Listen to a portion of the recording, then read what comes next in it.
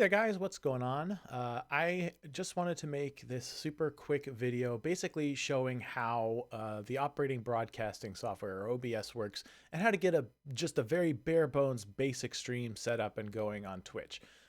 What brought this video on was a lot of my friends I know, especially over the Christmas holiday, received a lot of different computers and components and things to start their own stream. And they all came up to me and they've been asking me a lot of questions like, how do I get started? Where do I begin? What do I look for? Things like that.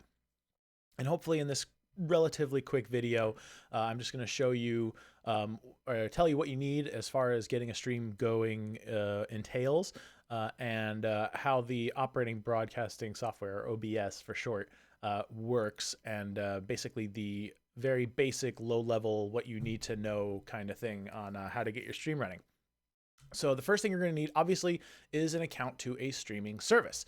Personally, I have Twitch. That is my streaming service of choice. You can decide on whichever one works best for you. I find that Twitch, especially if you're going to use OBS, there's a lot of great integration with Twitch from it. So it's very easy to get started, and get on your way.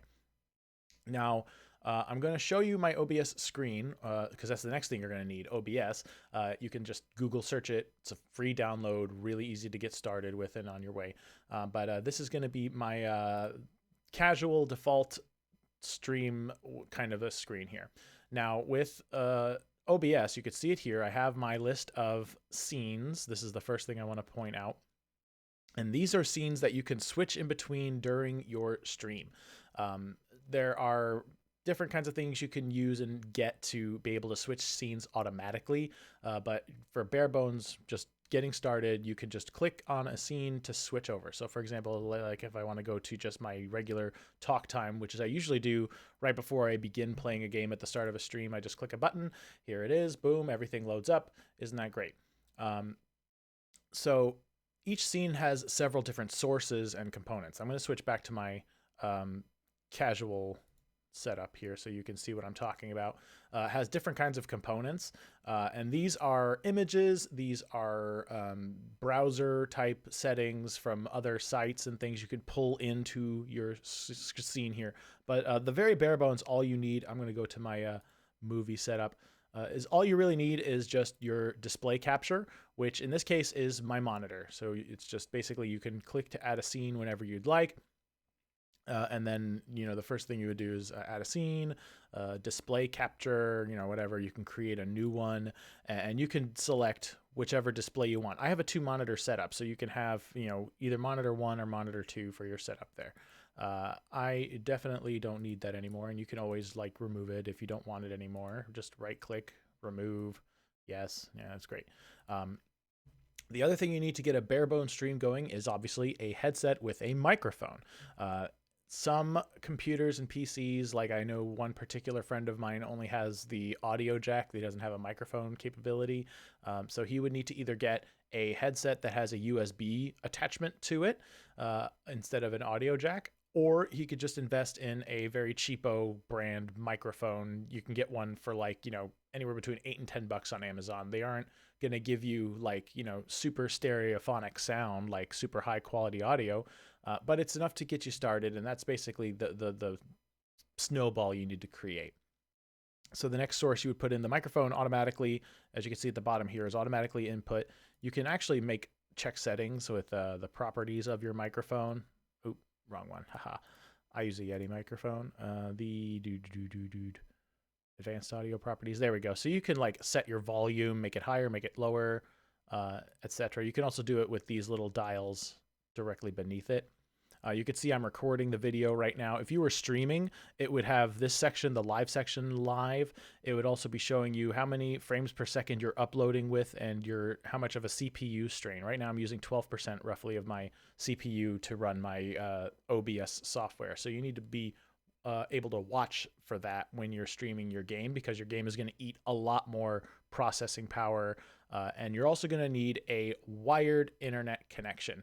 I can't stress that enough. Wired internet connection, because when you're uploading, high-end, high definition to your streaming channel, using a Wi-Fi connection is a surefire way to run into frame rate issues, frame drops, and things of that nature. I'm going to switch back to my default casual here.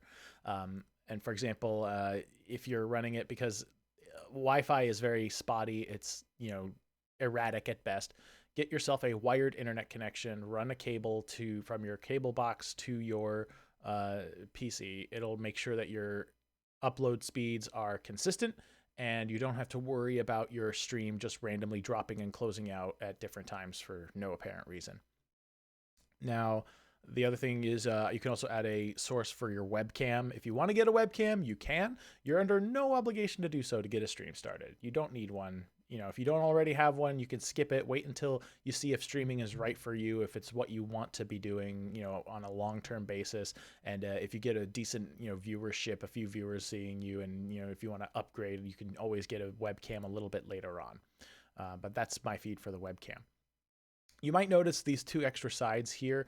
I actually have a version of OBS that is integrated with streamelements.com. That's where I go for that. And it basically, Stream Elements is kind of like a middleman website of sorts where they pull data from Twitch and throws it up for me to also monitor. So instead of having like 3 monitors or, having my phone or tablet up to monitor my stream chat, it's already here. So I've got my preview screen, I've got my Twitch chat, I've got my alerts. So if anybody cashes in any of my like viewer rewards or, subscribes and things like that, it'll show up on my activity feed so I can thank them and, make sure I don't miss any of those interactions with my audience. And then that's pretty much the long and short of how to use OBS. It's really simple. It does take a little bit of effort and time to, get the feel for what you're trying to be doing, on the basis of, just learning new software pretty much. But basically the bottom line is you need obviously a Twitch account, you need your OBS, you need a microphone, and you need a wired internet connection. Those are the big 4 things that you absolutely have to get an efficient stream going down. And then, one other thing I also want to highlight. I'll go back to default casual here real quick. The other thing you can also do is you have to actually integrate your Twitch account to OBS. So once it's downloaded, if you click on settings here in the lower right corner, it'll bring up this little window, general settings, all these things. Most of it is pretty much preset to be run okay. There might be a couple things you might need to tweak, and that basically will run into whatever issues you might run into when you start running your own stream. So if you ever have a problem with it, just simply Google it. You're not the only one to have the problem. There's bound to be a million other people with issues like yours, and they have probably fixed it 1,000 times over. So make sure you check those out when you can. I messed something up, so I didn't want to save those, so we'll go back. So getting your Twitch set up, you obviously want to go to stream. And then from here, when you initially start in, this will be blank. You'll just select a service and you have your various different streaming services that it, supports. You can also customize it with your own, but just clicking on Twitch, and it will ask for a Twitch stream key. This is important, and I'm not going to show you where that is or how to get to it because it'll show you mine, and that's a bad thing. You don't want to give that away to anybody. But your Twitch stream key is located in your Twitch profile on your Twitch account, and you'll just look for stream key. It's literally one of the first few options under their options menu, and then you would just basically copy it and paste it into this section. There will be a little field here you can copy paste it in, and it'll connect your account. And then basically whenever you click the start streaming button here in the lower right corner, boom, it goes straight to Twitch. You'll get a message in your chat window that says you're live, and from there you can go and greet your audience and start streaming. There's a lot of other options and things, but I'm not going to go through all of it because it would take much longer than the 10 minutes or so I've been trying to wrap up for this video. But I hope this helps clear out some of the main questions you all might have as far as streaming goes. Most of the things you need, if you already have a PC, you already have a internet connection, the microphone is next to nothing, super dirt cheap, and then OBS, as I mentioned, is free. So you can get your own stream started, up and running pretty quickly. And then there's a lot of other bells and whistles you can add to it, which, I'm willing to do more videos if this actually gains some traction on the intricacies of, putting in browser sources and adding in bells and whistles and alerts and stuff for your stream whenever like someone subscribes or donates to you. But until then, this is the Bare Bones. I hope you all enjoyed the video. Feel free to drop a like and subscribe, and I will catch you next time.